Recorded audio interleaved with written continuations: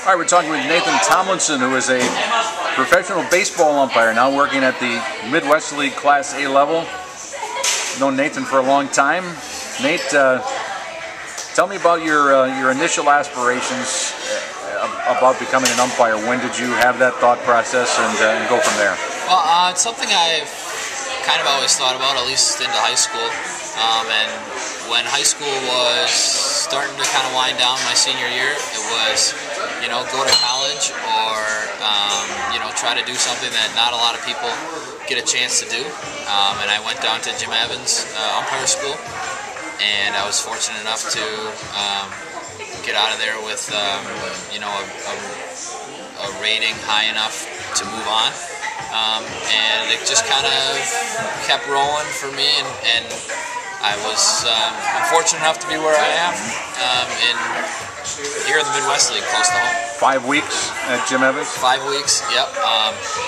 8 hours a day, 6 days a week, 8 to 10 hours a day. Down in Florida, it's in Kissimmee, Florida, just south of Orlando. And it's everything you could ever want to know about umpiring, from rule book every day, positioning and mechanics.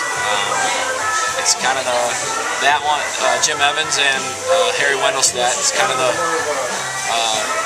one-stop shop for umpiring. Now, a lot of people, when they decide they want to umpire, they'll work high school games, maybe get into college games, and they work that for a while. You really didn't know. Right. I mean, you probably thought you had some skill and some ability there, and you thought you had a chance, but yeah, you had nothing to lose by going down at the age you went at. Right. So that was kind of your attitude, wasn't it? Yeah, it kind of was, and to some extent, it still kind of is. That I'm young enough, I can always go to school, and that's something that my parents were big on. You can always go to school. And so I said, let's give it a chance.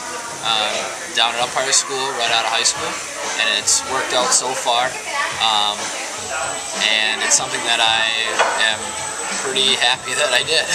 Your dad, Jack Tomlinson, umpired for a number of years. Would you say that maybe kind of gave you a little bit of the desire to go down that road? Yeah, a little bit.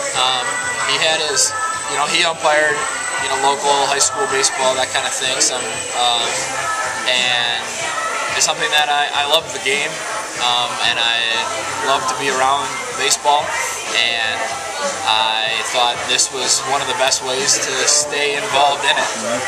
Umpiring was like a summer job for me for 4 years in high school, and I kind of wanted to take the next step. Some would say this isn't really the next step from high school, little league, summer job baseball, but this was, your goal is to be one of the best, and so that's what I'm shooting for right now. Your first professional game was at the age of 19.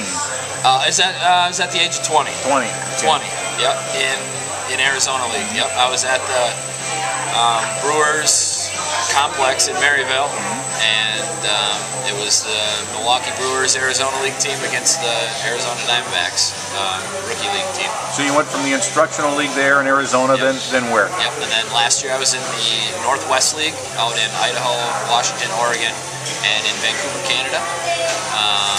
It's a short season league as well. I played 76 games in about 80 days, I think. And now this year is the Midwest League for me.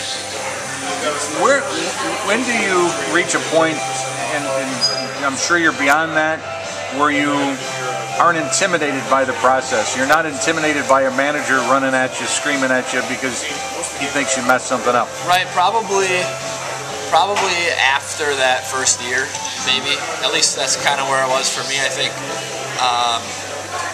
You just kind of start to get more comfortable.